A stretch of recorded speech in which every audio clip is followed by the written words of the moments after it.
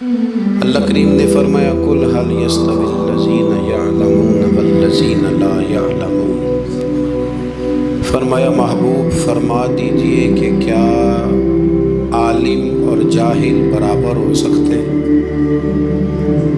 عالم اور جاہل برابر ہو سکتے ہیں؟ یہ برابر نہیں ہو سکتے۔ عالم عالم ہوتا ہے اور جاہل جاہل ہوتا ہے۔ یہ بات اگر کوئی عالم کرتا تو لوگ اس پر اعتراض کرتے ہیں، یہ بات اگر کوئی صاحب علم کرتا نا، بہت اہم بات ہے، ایک جملہ ہے پر اس کی گہرائی دیکھیے گا، یعنی یہ بات اگر کوئی عالم کرتا کہ بھئی عالم اور جاہل کیسے برابر ہو سکتے ہیں، تو شاید ایک بڑی تعداد تھی لوگوں کی جو تسلیم نہ کرتی، لیکن بات اس نے کر دی جو سب کا مالک و مختار ہے، پروردگار عالم ہے۔ اس نے کہا عالم اور جاہل کبھی برابر ہو سکتے؟ علم کا معنی جاننا ہے، خبر رکھنا ہے۔ خبر رکھنے والا آدمی بڑا محتاط ہوتا ہے ہر معاملے میں، اور جاہل بے حیا آدمی کے لیے تو فرمایا گیا کہ جب تو بے حیا ہو جائے تو ویسے ہی آزاد ہے، جو تیرے دل میں آئے کر۔ جب تک انسان علم میں ہوتا ہے تو کچھ حیا میں ہوتا ہے، اس کا ایک دائرہ کار ہوتا ہے، اس کے اندر بند ہوتا ہے۔ تو علم اسلام کے اندر ایک بڑی محبوب چیز ہے، اسلام نے حصول علم کو پسند کیا۔ میرے نبی کریم صلی اللہ تعالی علیہ وسلم نے فرمایا جس کو اللہ نے علم کے رستے پہ چلا دیا، سمجھو رب کریم نے اسے جنت کے رستے پہ چلا دیا۔ حصول علم اور تمام علوم کی ہم قدر کرتے ہیں، جس آدمی کو ریاضی کا علم آتا ہے نا، وہ قابل قدر ہے، اس لیے کہ جب ہم لوگوں نے وراثت کے مسائل دیکھنے ہوں گے تو ریاضی کی ضرورت پڑے گی، تو اب میں کیسے اس کی بے قدری کروں جو ریاضی جانتا ہے؟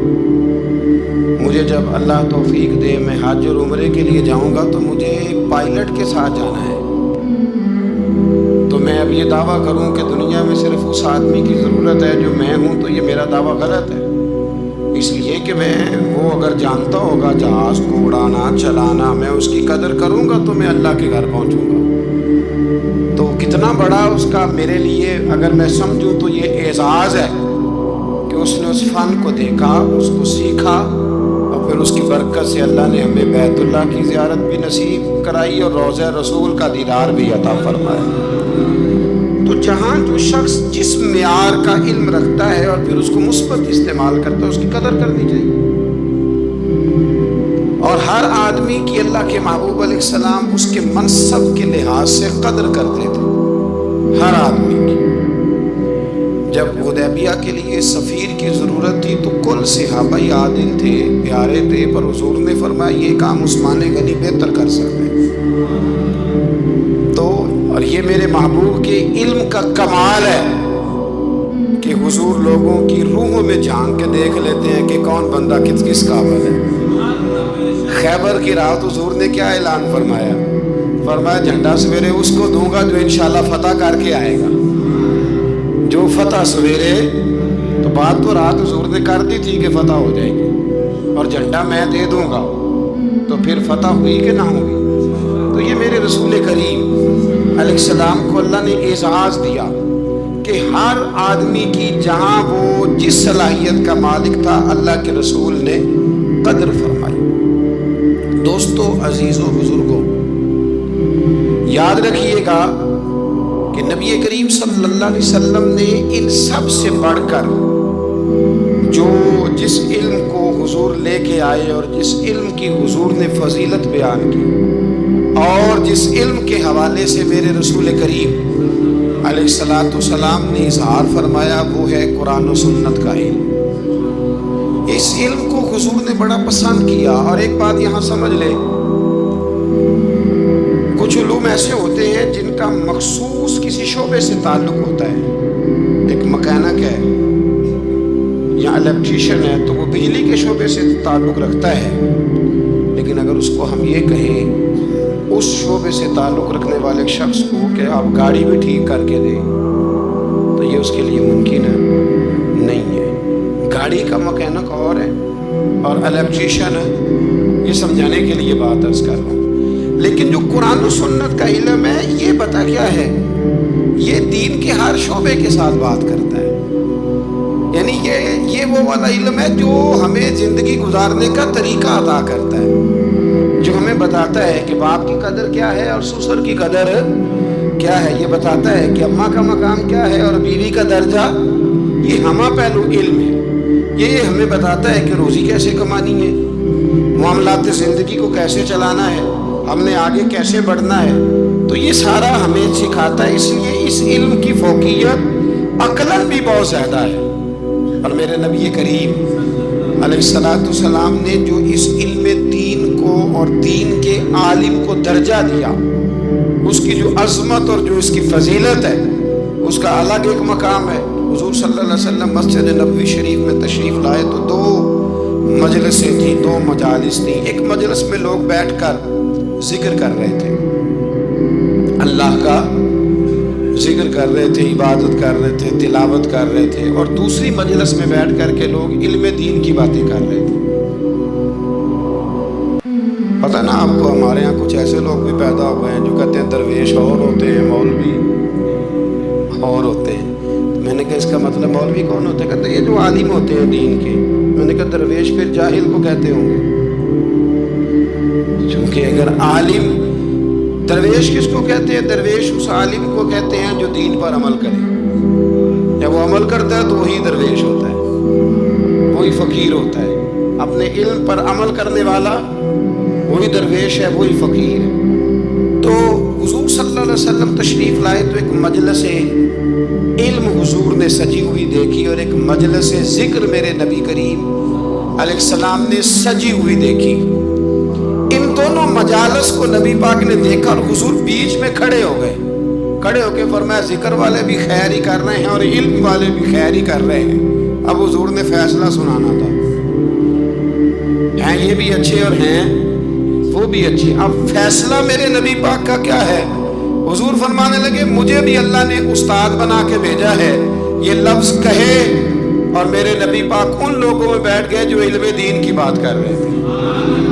حضور نے وہاں قیام فرمایا، حضور وہاں بیٹھ گئے۔ تو میرے عزیز دوستو، اس بات کو سمجھ لیں، اس پر غور کریں کہ نبی کریم صلی اللہ تعالیٰ علیہ وآلہ وسلم نے ہمیں جو سمجھایا ہے وہ یہ ہے کہ حصول علم کا شوق پیدا کرو، علم کی مجالس کو اختیار کرو، اہل علم جاننے والے۔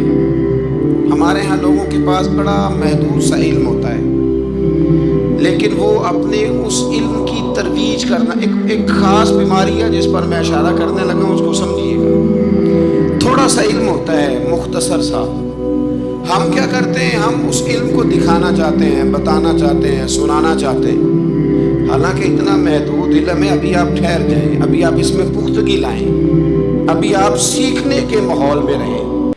جب آپ سکھانے کی مسند پر بیٹھنے کی کوشش کرتے ہیں تو وہ جو آپ کا سیکھنے کا ذوق ہوتا ہے، شوق ہوتا ہے، اور جو آپ نے سیکھنے کا مزاج ہوتا ہے اس میں ایک تو کمزوری آتی ہے، دوسرا یہ کہ پھر آپ کا ذہن جو ہوتا ہے، شیطان اور نفس، وہ آپ کو اس رستے سے روکتا ہے جس رستے پر آپ سیکھنے کے لیے نکلے ہوئے تھے۔ اس لیے زندگی میں سیکھتے رہنے کی کوشش کریں، شوق پیدا کریں سیکھنے کا، ذوق پیدا کریں سیکھنے کا۔ اگر حضرت موسیٰ چل سکتے ہیں سیکھنے کے ارادے سے، حضرت موسیٰ جب سیکھنے کے ارادے سے چلے نا جناب خضر کی طرف، تو ایک شاگرد بھی ان کے ساتھ تھا، تو شاگرد کہہ سکتا تھا کہ استاد جی یہ آپ کیا کرنے لگے، آپ تو خود استاد ہیں، تو آپ ایک نیا استاد ڈھونڈنے لگے۔ یہ چیزیں مانے ہوتی ہیں، لوگ علم سیکھ نہیں پاتے، لوگ ڈٹ جاتے۔ تو سیکھنے کا مزاج بنائیں، جب کوئی اچھی چیز کہیں سے ملے اس کو عکس کریں، اپنے تھوڑے علم کو زیادہ کی طرف جانے کے لیے حجاب نہ بنائیں، اور بڑے علماء کی بڑی باتیں خوبصورتی کے ساتھ ان کو جگہ دیں، فہم پیدا کریں۔ ہمارے زمانے میں لوگ تیزی کے ساتھ ان کو مختلف قسم کے طریقوں سے علماء سے دور کرنے کی کوشش کی جاتی ہے۔ عداوت پیدا کی جاتی ہے. پتہ آپ کو ہمارے وزیر صاحب نے پچھلے دنوں کہا کہ یہ تو پسماندہ طبقے کے لوگ ہیں.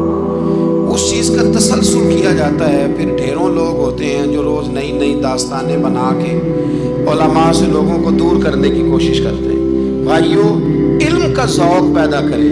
10 شوال اور 14 جون بریلی میں فاضل بریلوی رحمت اللہ تعالی علیہ پیدا ہوئے. اعلیٰ حضرت رحمت اللہ علیہ 4 سال 4 مہینے اور 4 دن کی عمر ہوئی تو بسم اللہ شریف کرائی گئی، پڑھنا شروع کیا. 6.5 سال کی عمر تھی تو ممبر پر بیٹھ کر نبی پاک کا میلاد بیان کرنا شروع کیا. 13 سال کی عمر میں اعلیٰ حضرت نے تمام علوم حاصل کر لیے تھے. 13 اور تقریباً 13.5 سال اور 13.25 سال کے علم میں ایک ہوتا ہے تقریر کرنا اور ہوتا ہے ایک ہوتا ہے فتویٰ لکھنا. بہت بڑا مفتی ہو تو فتویٰ لکھتا ہے. تو ابھی اعلیٰ حضرت کی عمر پوری 14 سال نہیں ہوئی تھی کہ فتویٰ پہلا لکھ کے دے دیا.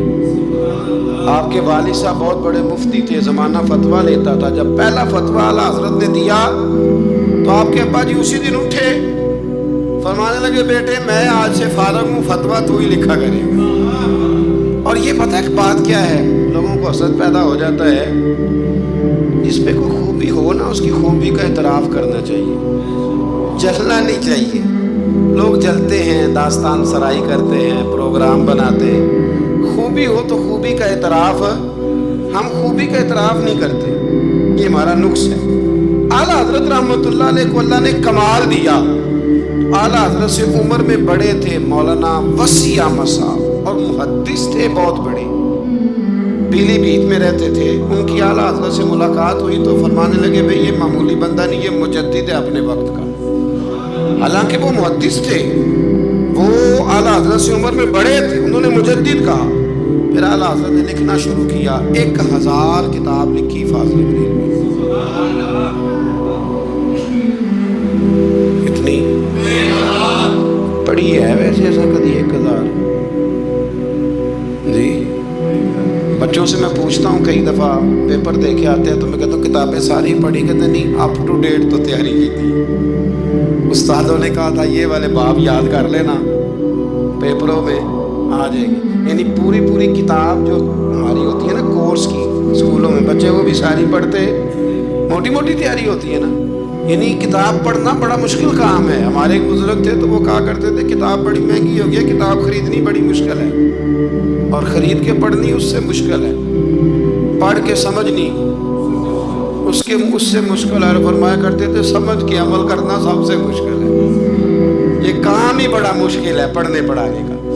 اعلیٰ حضرت نے 1000 کتاب لکھی اور کس طرح کر کے لکھی کہ دلائل کی انبار لگا دی.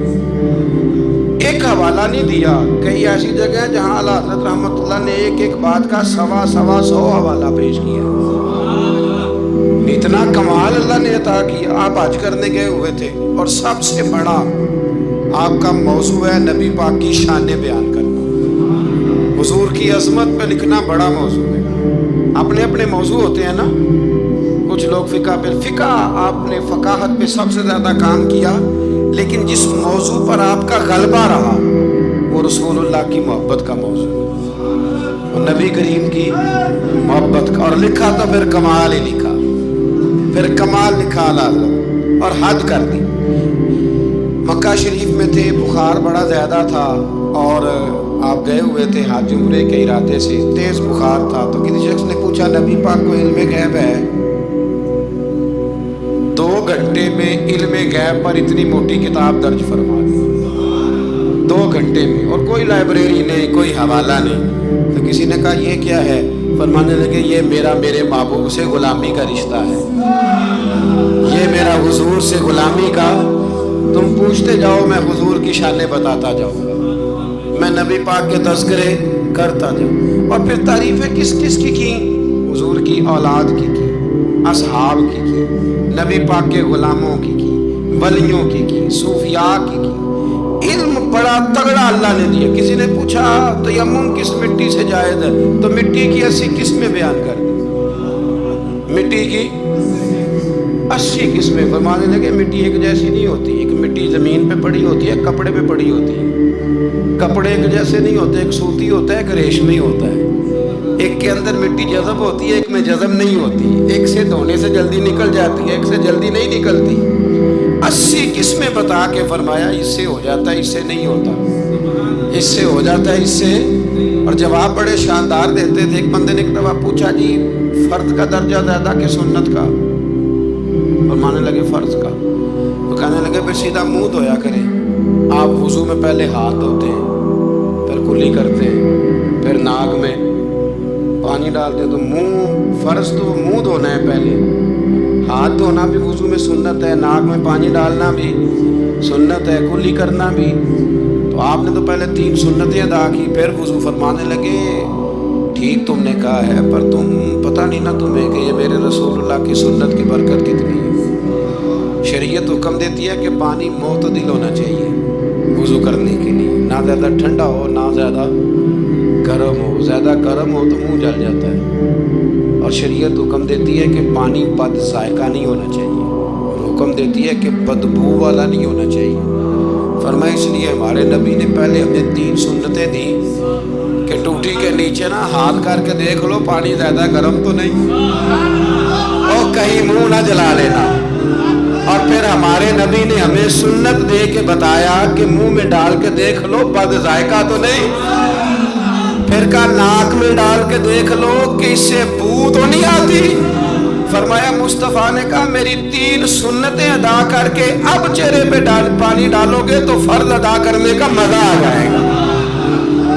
اعلیٰ حضرت کو اللہ نے وہ کمال دیا، ملک سخن کی شاہی تم کو رضا مسلم، جس سمت آ گئے ہو سکے بٹھا دیے۔ باتیں بہت ساری ہیں، کچھ خالص علمی ہوتی ہیں، کچھ بڑے علم بھی ہوتا ہے اور اس میں لطف بھی ہوتا ہے۔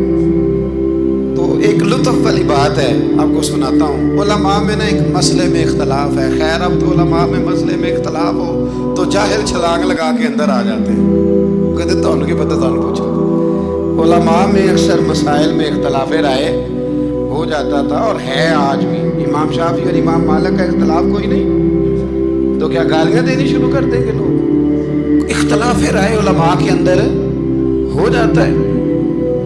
تو اختلاف رائے ہے علماء کے ایک مسئلے کے اندر، وہ کیا ہے؟ اور فقہی مسائل میں اختلاف ہوتا ہے، عقیدے میں اختلاف نہیں ہوتا، یہ یاد رکھ لیں۔ جو عقیدہ ہوتا ہے وہ عقیدہ ہوتا ہے، جو محبوب کی غلامی کی بات ہے وہ نبی پاک کی، اس میں کوئی بات دوسری ہوتی نہیں۔ بہرحال اعلیٰ حضرت کا فتویٰ یہ ہے کہ جمعے کی جو دوسری اذان ہے نا وہ بعض مسجدوں میں خطیب کے سامنے پڑھی جاتی ہے، یعنی خطیب کے بالکل سامنے بندہ کھڑا ہو کے نا جمعے کی دوسری اذان۔ اعلیٰ حضرت کا فتویٰ نہیں، باہر دروازے پہ پڑھو، مسجد کے دروازے پہ جو یہاں پڑھتا ہے اذان اس کی بھی ہو جاتی ہے۔ یہ ایک فقہی مسئلہ ہے، اس میں اختلاف رائے ہو سکتا ہے۔ اعلیٰ حضرت رحمۃ اللہ علیہ کے خلیفہ رہتے تھے جبل پور میں، فاضل بریلوی جبل پور گئے ان کی دعوت پر، وہاں آپ نے جمعہ پڑھایا تو ایک بندے نے نا آپ کو چٹ دے دی کہ حضرت صاحب جمعے والے دن تو جمعے کی دوسری اذان ہے وہ کہاں پڑھنی چاہیے؟ تو اعلیٰ حضرت فرمانے لگے کہ باہر دروازے پہ پڑھو جمعے کی دوسری اذان۔ وہاں کچھ اپنے ہی نظریے کے لوگ تھے، اپنے ہی تیر کھا کے جو دیکھا کمی گاہ کی طرف تو اپنے ہی دوستوں سے ملاقات ہو، غیروں کو اتنا مسئلہ بھی کوئی نہیں ہوتا، حسد ہمیشہ اپنوں میں ہوتا ہے۔ تو وہ اپنے ہی لوگ تھے، وہ کہنے لگے جی ہم 50 سال سے دے رہے ہیں اذان، مولوی صاحب نے یہاں کے لڑائی کرا دی ہے کہ اذان باہر پڑھو۔ انہوں نے نا کچہری میں، اعلیٰ حضرت انگریز کی عدالت کو عدالت نہیں فرماتے تھے، کہتے تھے عدالت تو وہ ہوتی ہے جہاں عدل ہو، یہ کچہریاں ہیں یہ عدالتیں، وہ عدالت کہتے نہیں تھے، کہتے عدالت کا مطلب ہے عدل والی جگہ۔ اعلیٰ حضرت کبھی نہیں گئے تھے انگریز کی عدالت میں، تو جب ان سے کہا گیا نا کہ مقدمہ کر دیا کسی نے کہ لو جی ہم 50 سال سے اذان پڑھ رہے ہیں تو انہوں نے نواں فتویٰ دے دیا ہے کہ اذان جو باہر پڑھے، تو اعلیٰ حضرت کو نوٹس آ گیا عدالت سے، آپ کبھی جایا نہیں کرتے تھے۔ اتفاق کی بات، وہ جو آواز دینے والا تھا نا، جو آواز دیتا تھا فلاں بن فلاں حاضر، وہ اعلیٰ حضرت کا مرید تھا۔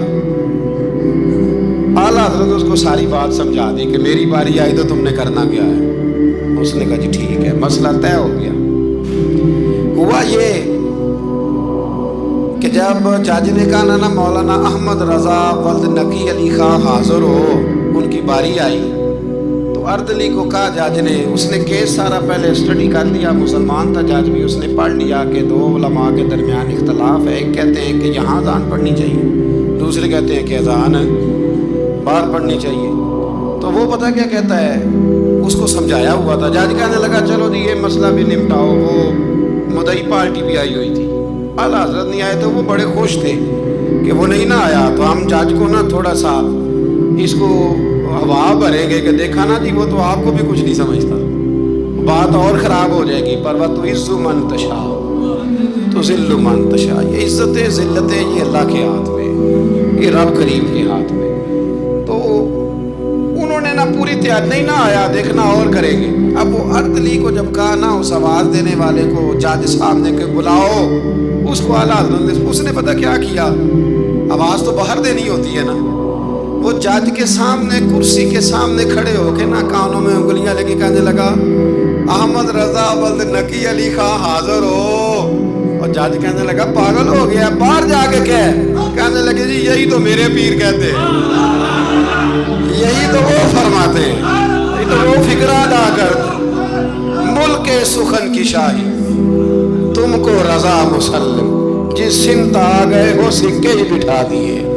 فرمایا جی یہی تو وہ کہتے ہیں، وہ کہتے ہیں مولوی تو آیا بیٹھا جمعہ پڑھانے کے لیے، اس کو اذان کیوں سناتا ہے، باہر سنا تاکہ جو رہ گیا وہ بھی آ جائے، یہی تو وہ فرماتے ہیں۔ جج کہنے لگا مولانا کو تکلیف کرنے کی ضرورت نہیں، وہ جو کہتے ہیں ٹھیک ہی کہتے ہیں، فتویٰ مسئلہ ان کے حق میں دیتا ہوں۔ یاد رکھیں اعلیٰ حضرت کا یہ کمال تھا کہ انہیں اللہ نے علم بھی دیا تھا اور سمجھانے کی طاقت بھی عطا فرمائی، ان کے اندر یہ قوت تھی، یہ ہمت تھی کہ وہ بات سمجھا سکتے تھے، لیکن جس کی شان زیادہ ہوتی ہے اس کے مخالف بھی زیادہ ہوتے ہیں، پکی بات۔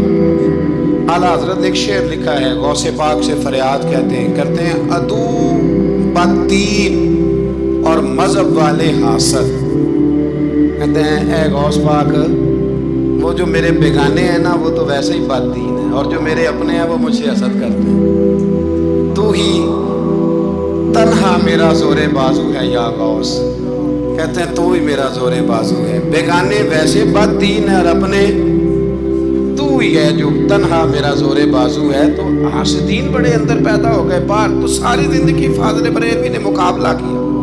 ایمان، اگر علم بڑا تگڑا تھا تو ایمان بھی بڑا تگڑا تھا، تگڑا ایمان۔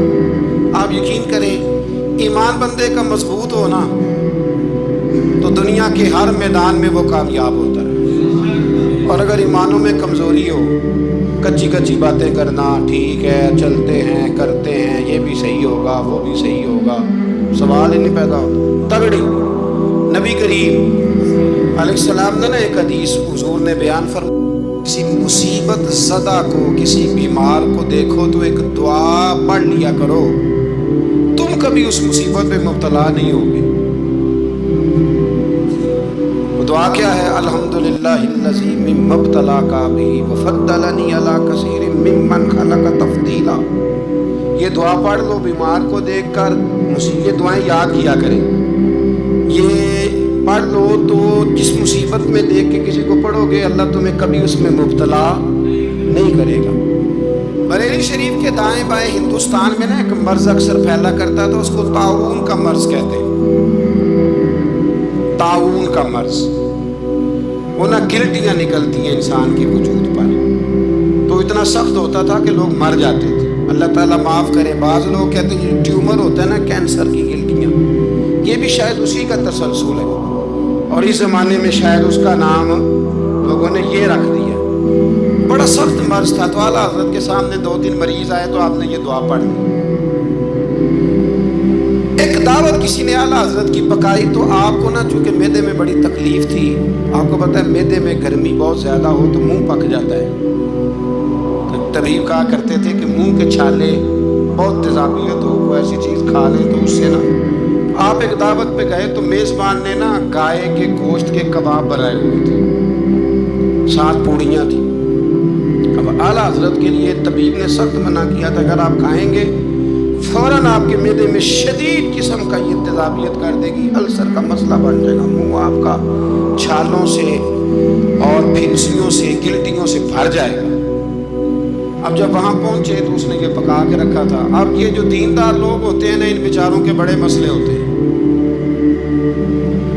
بڑے مسئلے۔ یہ کئی دفعہ اپنی بچت کے معاملے میں بڑے پریشان ہوتے ہیں کہ لوگ کیا کہیں گے۔ جاہل تو جو مرضی کر جاتا ہے نا، عالم نے پھونک پھونک کے قدم رکھنا ہوتا ہے کہ یار یہاں نہ مسئلہ بن جائے، یہاں نہ مسئلہ بن جائے۔ اب وہ آپ کا خادم کہنے لگا حضور ان سے کہتے ہیں کہ یہ سادہ کوئی کھانا لے آئے تاکہ آپ کھا لیں، اب یہ آپ کھائیں گے تو بیمار ہو جائیں گے۔ تو اعلیٰ حضرت فرمانے لگے وہ تو بات تیری ٹھیک ہے، بیمار ہو جاؤں گا، لیکن اب یہ آدمی ہے، اس کو میں کیسے کہوں؟ یہ کہے گا کہ میں نے اتنی محنت کی ہے اور یہ کھا نہیں رہے، اخلاقاً درست نہیں کہ آپ میزبان کو اب آپ کسی کو کہہ دیں، واقعی مشکل ہوتی ہے کہ یار حد ہو گئی، اتنے پیسے لگا دیے، اس کو پسند نہیں آ رہا۔ خیر چاروں نہ چار آپ فرمانے لگے یار جتنا بھی کھایا جاتا ہے کھا لیتے ہیں، پھر جو ہوگی دیکھی جائے گی، بندے کا دل رکھنا بھی تو ضروری ہے۔ اور رب کریم کے بندوں کا طریقہ یہی ہے، اللہ کے بندوں کا طریقہ یہی ہے، دل رکھنا بھی تو ضروری ہے نا۔ اعلیٰ حضرت نے نا وہ پوڑی بھی کھا لی، کباب بھی کھا لیا، اب جا کے گھر آ کے رات کو لیٹے، سویرے اٹھے تو منہ سارا چھالوں سے بھر گیا، کیونکہ طبیب نے منع کیا ہوا تھا۔ اتنا بھر گیا کہ بولا بھی نہیں جاتا، منہ کھولا بھی نہیں جاتا، شدید مشکل ہے، کیا کریں؟ آپ کے بھائی مولانا حسن رضا صاحب رحمۃ اللہ علیہ نا ایک طبیب کو لائے، بڑے سیانے کو، اس نے آتے ہی کہا ان کو تو طاعون ہو گیا۔ اعلیٰ حضرت فرمانے لگے تو جھوٹ بولتے اور تیری حکمت بھی جھوٹ بولتی ہے، مجھے طاعون نہیں ہو سکتا۔ اس نے کہا جناب کوئی گلٹنگ ہے؟ فرمانے لگے تو جھوٹ بولتا ہے اس لیے کہ میں نے طاعون والے مریض کو دیکھ کے وہ دعا پڑھ لی تھی جو میرے نبی نے سکھائی۔ تو طبیب کی بات غلط ہو سکتی ہے، میرے حبیب کی غلط نہیں ہو سکتی، حبیب کی بات غلط ہو سکتی۔ فرمایا وہ کہنے لگا جی وہی ہے، تو آپ فرمانے لگے طبیب جھوٹا ثابت ہوگا اور حبیب کی بات کو اللہ سچ ثابت کرے گا، یہ ہو ہی نہیں سکتا، میں نے دعا پڑھ لی تھی، یہ کیسے ہو سکتا ہے؟ یہ یقین کامل ہے۔ یہ کیا ہے؟ بولیے۔ علامہ اقبال کہا کرتے تھے یاد رکھو غلامی سے بدتر ہے بے یقینی، غلامی سے بدتر ہے بے یقین نہیں، یقین کامل، پیر کامل کہ یقین کامل؟ حالانکہ دونوں کوئی کامل ہونا چاہیے، پر یقین کامل بڑا نفع دیتا ہے۔ یقین کامل ہے، آپ یقین کریں۔ ایک درویش کی میں بات پڑھ رہا تھا تو وہ کہیں مرید ہو گئے، تو اتنی یہاں نا پیری مریدی بڑی کچی ہوتی ہے، ہو بھی سکتا ہے، پوچھ بھی لیتے ہیں کہ ہاں ایسا نہیں، مرید ہو گئے تو کسی نے ان کو کہا کہ سچی بات یہ ہے کہ بندہ کامل نہیں۔ فرمانے لگے نہیں کامل تو میں نے پکڑ لیا، میں نے رب سے کہنا اسے کامل کر، کیونکہ میرا سارا کچھ یہی ہے۔ ختم ہو گئی بات، ایک در پڑھیے تو محکم پڑھیے، ایک دہی ہو کے مریے، اللہ کر دے گا کامل، ختم ہو گئی بات۔ یہ کیا بات ہوئی؟ کچی کچی باتیں کرنا، کچی کچی اور عقل کے گھوڑے دوڑانا، بس جس سے لگا لی پھر اس سے پکی لگا لی۔ یہ آپ جہالت سے، وہ آدم چشتی کہتا ہے لگا جدوں بازار ازلدا تے لوکی چوراں وانگ سدائے، کسے نے لٹ لئی علم دی دولت تے کسے ہاسے چولی پائے، آزم ویخ جہالت ساڈی اسی عشق خرید لے آئے، ایک جہالت ساڈی اسی۔ اور ایک شعر اور بڑا کمال ہے اس کا، چلو آ گیا ہے، اعلیٰ حضرت کا موضوع ہے نا تو مجھے بھی بڑا ہی مزہ آ رہا ہے۔ تو وہ کہتے ہیں کہ کسے دے سر دستار امامت اس علم پڑھاون سکھیا ہے، تے کسے نے پہنے فقر دا چوغا اس زہد کماون سکھیا ہے، آدم ویخ مقدر ساڈا اسا یار مناون سکھیا ہے، ویخ نہ مقدر ساڈا اسا پکا پکا پروگرام بنایا ہے، ویخ مقدر ساڈا اسا یار مناون سکھیا ہے، تے سانوے دی بڑی جاچ ہے، اسا یار نہیں سمجھ بات کی، اسا یار مناون۔ صحابہ کو پتہ ہوتا تھا کہ حضور کو منانا کیسے، وہ بندہ ڈھونڈ کے لے آتے تھے، انہیں پتہ تھا یہ کیسے مانیں گے، आला हज़रत फरमाने लगे कि तबीब की बात गलत हो सकती है, हबीब की बात गलत हो सकती, मुझे ताउन नहीं हो सकता, सवाल ही नहीं पैदा होता। वो हकीम नाराज हो गया, वो मतलब डॉक्टर साहब बिगड़ जाते हैं कि मेरा मतलब ये कैसे हो गया। सिर्फ एक आलिम है बेचारा, इसको सारे कह लेते हैं कि तू गलत चल रहा है, ना डॉक्टर के नुस्खे के खिलाफ आप बात कर सकते हैं। वो कहता है डॉक्टर मैं हूं कि तू है। तो वो तबीब साहब नाराज होकर चले गए। कुछ लोग जो थे साथ वो भी कहने लगे कि तबीब तो बहुत बड़ा था, पर चलो ये कहते हैं मुझे नहीं है तो नहीं। अब सारे लोग मानते हैं कि ताउन है। रात को ना एक शागिर्द आला हज़रत के कान में कहने लगा हुजूर थोड़ा सा तेब मैंने भी पढ़ा है कि मशवरा दूं, फरमाया दो। कहने लगा जी मिसवाक करें आप, थोड़ा सा मुंह खोल जाएगा, और फिर काली मिर्च पीस के ना थोड़ी मुंह में डालें, मुझे लगता है कि मसला हल हो जाएगा। फरमाने लगे तू मेरा मुखलस है, तू जो कह रहा है मुझे भी उसमें बेहतरी लग रही है। वो एक मिसवाक लाया, फरमाया ये मेरे नबी की सुन्नत है। थोड़ी सी मुश्किल से मिसवाक की और फिर मिर्चें ना काली मिर्चें पिसी हुई मुंह में डाली। आधे घंटे के बाद एक कह आई और अंदर ना सारा खून जो मसूड़ों में था और जो सारा जमा हुआ था बाहर आ गया। आला हज़रत रहमतुल्लाह अलैह फरमाने लगे बुला के लाओ उस तबीब को। वो कहता था मुंह खोल नहीं सकता, गिल्टियाँ बन के उसे बुला के लाओ। पहले मैं उसे अल्लाह का कुरान सुनाऊंगा, फिर मोहम्मद अरबी की नात सुनाऊंगा, मैं बताऊंगा कि मेरा मुंह खुला है कि नहीं खुला। बुला के लाओ। मेरा यकीन कामिल है कि हुजूर ने जो फरमा दिया है उससे बात आगे पीछे हो सकती, ये कमाल। और फिर इल्म कमाल था, यकीन कमाल था, तो अमल भी कमाल था, अमल भी कमाल। अमल आला हज़रत ने पाया था, कमाल का अमल था, कमाल। देखे एक दफा ना आप ना सफर करते थे ना, जब उस वक्त ट्रेन पे सफर ज्यादा होता था। आज भी हिंदुस्तान के लोग ट्रेन पे सफर करना पसंद करते हैं। मैंने भी वहाँ ट्रेन पे सफर किया है, तो ट्रेन बिफोर टाइम आ जाती है, वक्त से पहले स्टेशन पे ट्रेन होती है, मज़ा आता है ट्रेन पे सफर करने। तो एक दफ़ा मैं यहाँ लाहौर से बैठा कराची जाने के लिए, तो मैंने उनसे पूछा कब पहुँचेगी। कहते तुसी बह जाओ, जो सारे पहुँचोगे तुसी भी पहुँच जाओगे। यानी हमारा ये हाल है कि वो उसने ना मुझे मतलब इतना शानदार जवाब दिया कि मैं चुप कर गया। मैं गल तो ठीक कर दे। कहते जी टाइम हूँ तुहानू किवें दसीए, क्योंकि टाइम है ही कोई नहीं, हालात ही बड़े ख़राब थे उन दिनों। कहने लगा बैठ जाएं, जब सारे पहुँचेंगे तो आप भी। मैं कहा चलो ठीक है, ख़त्म हो गई बात। तो हिंदुस्तान में ना ट्रेन का सफ़र ज़्यादा किया जाता है। अल्लाह तबारक व तआला फजल करेगा, पाकिस्तान की भी हर चीज़ इंशाल्लाह आगे निकल जाएगी सारी। इस वतन पे अल्लाह ने बड़ा ही फजल करना है। तो सफ़र था। आला हज़रत का तरीका ये था कि आप ये हिसाब लगाते थे कि नमाज का वक्त कहाँ आएगा, तो कोशिश फरमाते थे कि ट्रेन बदलनी पड़े तो बदल लें, लेकिन ऐसे टाइम पे जाके ट्रेन रुके कि जहाँ नमाज ना रह जाए। ये ख़ास उनका तकवा था। बहरहाल एक दफ़ा ना अजमेर शरीफ जा रहे थे, ख्वाजा मोइनुद्दीन अजमेरी के मज़ार पे हाज़िर थे, सुल्तानुल हिंद के मज़ार पे आला हज़रत तशरीफ़ ले जा रहे। रस्ते में एक जगह मगरिब का वक्त हुआ, ट्रेन थोड़ी देर के लिए रुकी, तो आला हज़रत फरमाने लगे नीचे उतरो भाई। साथ ही ना प्लेटफार्म पे सफ़े बिछ गई, चादरें बिछ गई, मुसल्ले बिछ गए। आला हज़रत जमात करानी शुरू कर। रॉबर्ट नाम था स्टेशन मास्टर का। वक्त हो गया। वो जो गाड़ी का ड्राइवर था वो मुसलमान था और बड़ा अकीदतमंद था। ये अंग्रेज़ था, अंग्रेज़ों की हुकूमत थी। उसका दिल था कि मैं बुज़ुर्गों को नमाज पढ़ लेने दूं, पर ये कहने लगा चल टाइम हो गया, विसल दे। जो बैठ गया, जो रह गया। उसने विसल दिया गाड़ी को। आला हज़रत नमाज पढ़ते रहे, दूसरी रकअत सुकून से नमाज पढ़ी। अब वो गाड़ी को आगे ले जाते हैं, गाड़ी आगे जाती नहीं, आगे ले जाते हैं जाती नहीं। वो रॉबर्ट जो था वो कहने लगा उसको, ड्राइवर को, चलाता क्यों नहीं। कहने लगा चाल ही नहीं रही, इंजन में मसला हो गया। कहने लगा जरा पीछे करना। उसने पीछे की तो पीछे होने लग गई, आगे की तो जाती नहीं। उसको शक पड़ा कि ये मुसलमान है, शायद फेवर कर रहा था, तू नीचे उतर, मैं बैठता हूँ। वो बैठा और वो आगे करता है तो गाड़ी आगे नहीं जाती, पीछे करता है तो गाड़ी پیچھے جاتی ہے، انجینئر کو بلایا، ہر چیز چیک کر لی پر گاڑی چلتی نہیں، کیسے چلے؟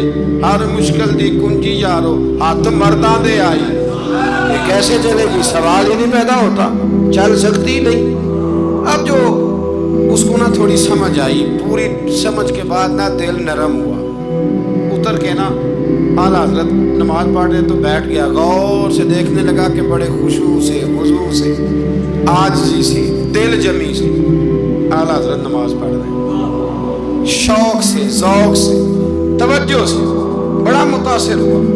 نماز مکمل ہوئی نا تو ڈرائیور سے کہنے لگا میں نے بھی ساتھ جانا ہے، وہ بھی گاڑی میں بیٹھ گیا۔ تو اعلیٰ حضرت سے فرمانے لگا، عرض کرنے لگا یہ حضور یہ کیا تھا سارا کچھ؟ فرمانے لگے کچھ بھی نہیں، میں رب کی نماز پڑھ رہا تھا، رب نے بندوبست کرا دیا، نماز جو اللہ کی تھی اللہ نے بندوبست کر دیا ہے، اس سے زیادہ میرا کمال کوئی نہیں۔ کہنے لگا حضرت جی پہلے میں نے اسلام سنا تھا، آج میں نے اسلام دیکھ لیا ہے، آپ مجھے کلمہ پڑھائیں، میں مسلمان ہونا چاہتا ہوں، آپ مجھے کلمہ پڑھائیں، میں مسلمان ہونا چاہتا ہوں۔ اب مرید آپ کو پتہ ہے مریدوں کا اپنا ذوق ہوتا ہے، کہنے لگے حضور آپ کی کرامت ہے، آپ کی کرامت ہے کہ ایک انگریز مسلمان ہو گیا۔ فرمانے لگے بڑے آدمی تھے نا تو بڑے لوگ چیزیں اپنے کھاتے میں نہیں ڈالا کرتے، وہ ان چیزوں سے نفع لے کے قد نہیں اونچا کرتے۔ کہا جناب آپ کی کرامت ہے۔ فرمایا نہیں میری کرامت نہیں، یہ نماز کی برکت ہے، میری کرامت نہیں، یہ نماز کی برکت ہے کہ میں نماز پڑھ رہا تھا اور نماز کی برکت سے اللہ نے اسے ایمان کی توفیق عطا فرما دی۔ اعلیٰ حضرت نے اپنی ساری زندگی، ایک شخص نے پوچھا کہ آپ نے ساری زندگی حضور کی نعتیں لکھی ہیں تو قبر میں جاؤ گے تو کیا کہو گے؟ کہنے لگے کہوں گا سرور کہوں کہ مالک و مولا کہوں تجھے۔ حضور سوڑیا میں کیا کہوں؟ سرور کہوں کہ مالک و مولا کہوں تجھے، باغ خلید کا گلے زیبا کہوں تجھے، تیرے تو وصف عیب تناہی سے ہیں بری، حیران ہوں میرے شاہ میں کیا کیا کہوں تجھے، حیران ہوں میرے شاہ میں کیا کیا کہوں تجھے، لیکن رضا نے ختم سخن اس پہ کر دیا، خالق کا بندہ خلق کا آقا کہوں تجھے۔ پھر کہنے لگے نعمتیں بانٹتا جس سمت وہ ذیشان گیا، ساتھ ہی منشی رحمت کا قلم دان گیا، انہیں مانا انہیں جانا نہ رکھا غیر سے کام، للہ الحمد میں دنیا سے مسلمان گیا، آج لے ان کی پناہ، آج مدد مانگ ان سے، کل نہ مانیں گے قیامت میں اگر مان گیا، جان و دل ہوش و خرد سب تو مدینے پہنچے، تم نہیں چلتے رضا سارا تو سامان گیا۔ اور دیکھیے لکھنے کا انداز، کہنے لگے ان کی مہک نے دل کے غنچے کھلا دی، ان کی مہک نے دل کے، یہ نہیں کہا کہ موسم کھلا دیا ہے، دل کے، صرف حضور نے نہیں، حضور کی مہک نے، ان کی مہک نے دل کے غنچے کھلا دیے ہیں، جس راہ چل دیے ہیں کوچے، بس حضور گزر جائیں تو وہ گھر بس جاتا ہے، کوچہ بس جاتا ہے، ان کی مہک نے دل کے غنچے کھلا دیے ہیں، جس راہ چل دیے ہیں کوچے بسا دیے ہیں، اللہ کیا جہنم اب بھی نہ سرد ہوگا، رو رو کے مصطفیٰ نے دریا بہا دیے ہیں، رو رو کے مصطفیٰ نے دریا بہا دیے ہیں، رو رو کے مصطفیٰ نے دریا بہا دیے ہیں۔ یہ شعر جب پہنچا نا داغ دہلوی کے پاس، اقبال کے استاد، تو وہ کہنے لگے پھر مجھے کہنے دو ملک سخن کی شاہی، تم کو رضا مسلم، تم جس سمت آ گئے ہو سکے بٹھا دیے۔ کچھ لوگوں نے ان پر بڑے بڑے الزامات لگائے، بڑے بڑے، لیکن آپ یقین کریں ان کی جو تعلیمات ہیں وہ انہی کی ہیں۔ انہوں نے کہا کہ سجدہ سوائے اللہ کے کسی کے لیے جائز نہیں ہے۔ انہوں نے کہا مزار پہ جاؤ تو 4 ہاتھ دور کھڑے رہ کے دعا مانگو۔ انہوں نے کہا عورت کا پیر سے پردہ واجب ہے۔ انہوں نے دین جو بتایا ہے نا، لوگوں نے بڑے بڑے پراپوگنڈے کیے، بڑے بڑے لوگ پراپوگنڈے کرتے رہتے ہیں۔ سب سے زیادہ اعلیٰ حضرت کے بارے میں پراپوگنڈا ہوا، لیکن کمال کی بات یہ ہے، کمال کی एड़ी चोटी का लोगों ने जोर लगाया, बड़ी बड़ी किताबें लिखी, बड़ा बड़ा कुछ कहा, बड़ा बड़ा कुछ किया, लेकिन अल्लाह ने उन्हें कमाल दिया। उन्होंने सलाम लिखा था मुस्तफ़ा जान रहमत पे। उनको अल्लाह ने ये एजाज दिया कि हर मस्जिद में, हर जुमे में उनका लिखा हुआ सलाम पढ़ा जाता है, उनका लिखा हुआ सलाम पढ़ा जाता है। सब उनसे जलने वालों के गुल हो गए चिराग। अहमद रजा का ताज़ा गुलिस्तान है आज भी, अहमद रजा का ताज़ा गुलिस्तान है आज भी।